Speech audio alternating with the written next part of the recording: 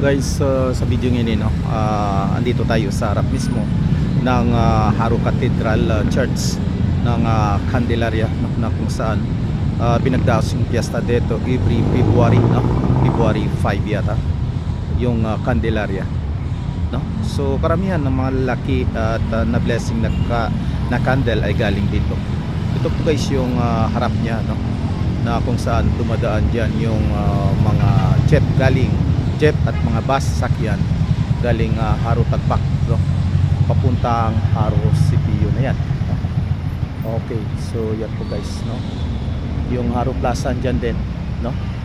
Okay, so ito po yung sa loob mismo ng Haro Cathedral Church guys, no? Malaki, no? Isa sa pinakamalaking church dito sa Iloilo City. Yan po guys, ang lawak ng parking area, parking space yan po. Maraming nagsisimba dito, maraming pumatas na rin kahit walang simba na time, no?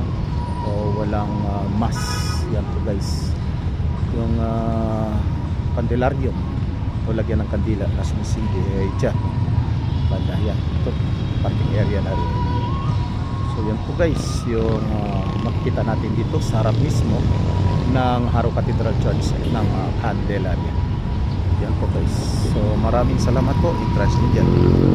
At ito na nga. So ito talaga yung harap mismo. May dalawang pintuan dito sa main door ng Candelaria. Yan po guys.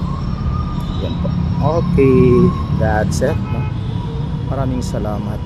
Yan po, makita natin sa itaas, no? Galing tayo dyan na nagdasal din kay Candelaria.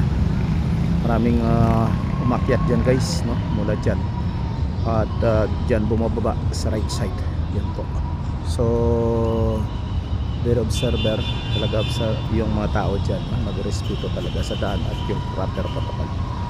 That's it guys, maraming salamat.